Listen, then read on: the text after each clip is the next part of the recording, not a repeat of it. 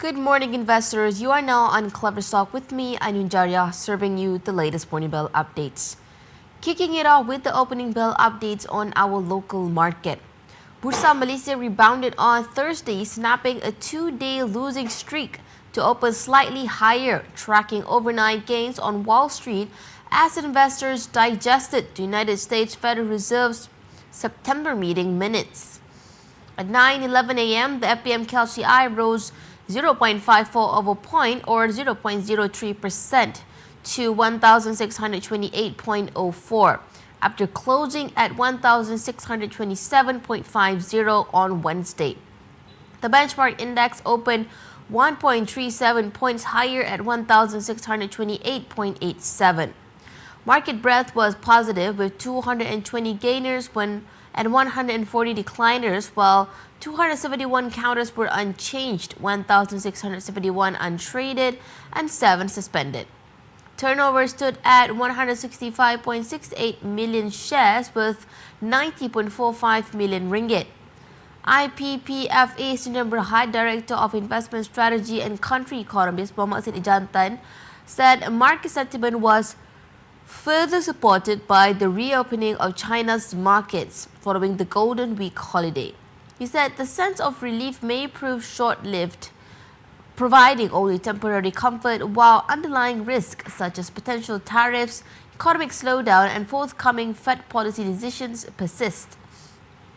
Therefore, we expect consumer and communication-related counters within the FPM KLCI to sustain their upward momentum, extending the positive traction seen yesterday.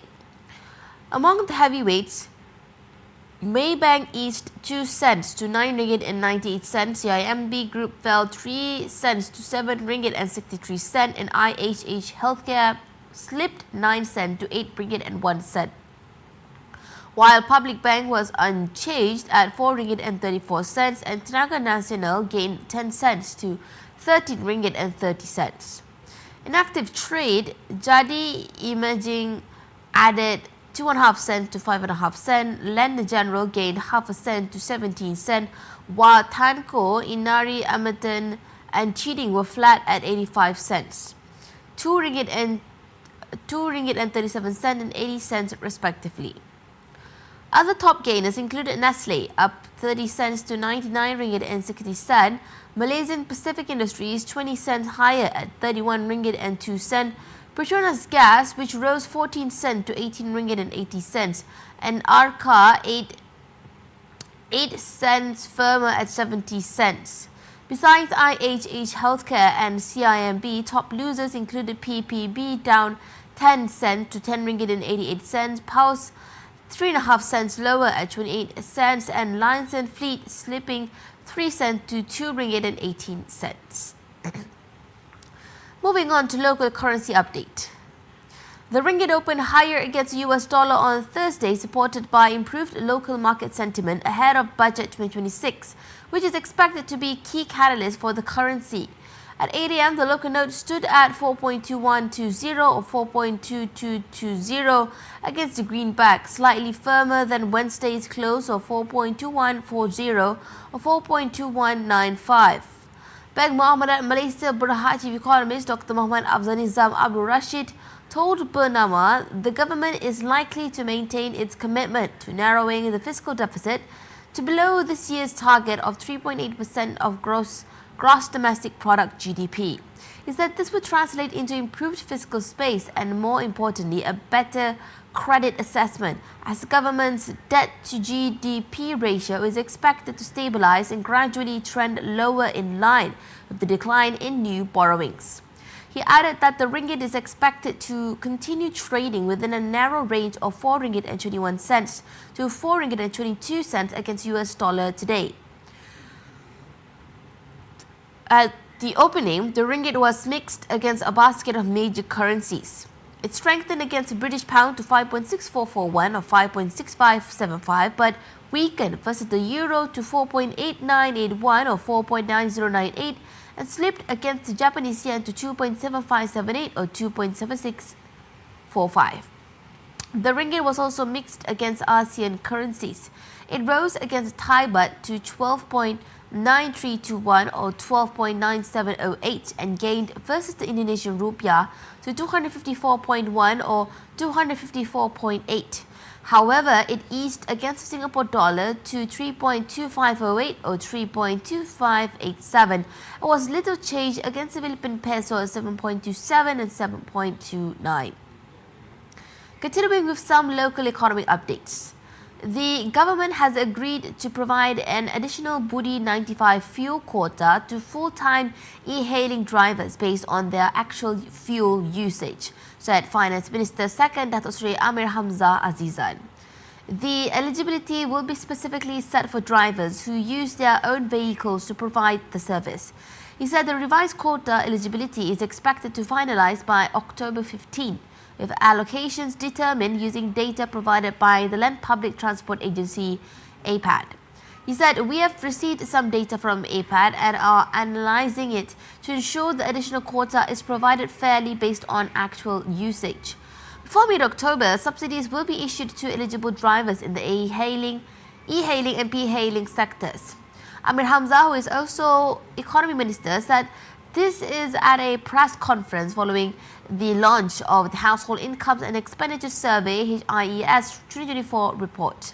He said the government's approach is evidence-based, taking into account factors such as distance travelled by drivers to ensure that the additional quota benefits those who truly need it. He said we want to avoid over-allocation where drivers receive more than necessary without using it for fuel. Amir Hamzah highlighted that the move forms part of wider fiscal reforms aimed at reducing budget deficits while enhancing targeted social assistance. He said the government's subsidy policies, such as those for the RON 95 fuel, ensure only Malaysians aged 16 and above with valid driving licenses receive support. He added that the savings from this targeted approach are redirected towards hospitals, schools, and other social welfare programs. He said this approach not only eases fiscal pressure but also helps eradicate poverty and improve services for the people. Moving on to corporate news update. Tropicana Corporation Berhad has fulfilled its latest payment obligations under its 1.5 billion ringgit Islamic Medium Terms Notes Sukuk Wakalah program. The company redeemed 139 million ringgit in sukuk due on October 8, 2025, bringing total cumulative payments under the sukuk of 1.12 billion ringgit. The latest redemption underscores Tropicana's prudent financial stewardship and dedication to meeting its commitments to investors. Backed by robust unbilled sales of 2.1 billion ringgit, the group said it continues to generate sustainable earnings while driving momentum with ongoing and new signature developments valued at an estimated gross development value GDV of 6.5 million ringgit across Malaysia. Tropicana's balance sheet remains strong, evidenced by a reduction in gross gearing from 0.43 times as of December 31, 2024 to 0.42 times as of June 30, 2025. It said the group remains focused on sustaining its growth trajectory through enhanced sales performance, strategic monetization of land banks and investment properties, and continued financial optimization.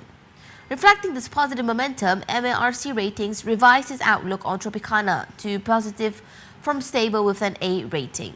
The upgrade reflects Tropicana's improved balance sheet driven by successful deleveraging initiatives and asset disposals used to reduce borrowings. It added, in line with our mission to transform Tropicana into a future-ready group committed to sustainable growth, we have prioritized strengthening our core properties segment, leveraging on our expertise, our unique development DNA, and ESG commitments. Our strategic divestment plans and ongoing sales campaigns will continue to drive growth. Tropicana said it continues to gain traction in the market with 10 ongoing and new developments worth an estimated GDV of 6.5 million ringgit. Over the past few months, Tropicana announced a series of positive developments. This includes a 100% take-up rate for 10 of its projects across Malaysia, alongside strategic collaborations with leading international firms aimed at boosting market confidence and sales. Several key developments in the Klang Valley, Tropicana Miu, Edelweiss Service Residences, Frisia Residences, Gamala Residences, Hana Residences and South Place Residences have achieved full take-up. In the northern and southern regions, Asana and Marissa Service Suites in Langkawi, as well as Astor Heights and Summit Commercial Hub in Johor, also recorded 100% take-up. Additionally, Avisa Residences at Tropicana Alam Puncak Alam surpassed 75% take-up in its Phase 1 launch. To meet growing demand, Tropicana Alam introduced its latest premium green terraces and new show units. Tropicana's current land bank stands at 540.7 hectares with a total potential GDV of 168.4 billion ringgit. Further enhancing its portfolio, the group recently appointed the world-renowned architectural firm Skidmore, Owings and Merrill to spearhead the transformation of the 66-hectare LED site. This development is set to become the group's most prime asset in Johor, adding significant value. And finally, wrapping up, we have major corporate developments and deals across Malaysia. UEM Sunrise Berhad has lost its legal attempt to challenge the Inland Revenue Board's additional tax assessment and penalty of 8.49 billion ringgit after the Federal Court overturned a prior ruling that favoured the property developer. Matrix Concept Holdings Berhad has signed an MOU with logistics company Golok Holdings Sdn Berhad to jointly develop the 8 billion ringgit China-Malaysia Airsik Road Dual Hub Industrial Park in MVV Tech Valley at Negeri Sembilan. Varia Berhad has launched a Sukuk Murabahas program of up to 3 billion ringgit with the Securities Commission's hand. With the Securities Commission Malaysia, Gu Holdings Berhad plans to expand into advanced printed circuit boards and launch a 1.2 billion ringgit property project in Simpang Ampat, Penang as part of plans to grow the company. And last but not least, SB Setia Berhad is partnering with Japanese real estate developer Mitsui Fudosan to develop a residential project in Semenyih with a gross development value at 1.3 billion ringgit. Now that's a wrap for closing bell updates with me, Anujaria, on KleverStock. Thank you for choosing us, investors. Stay tuned for the next live coming soon.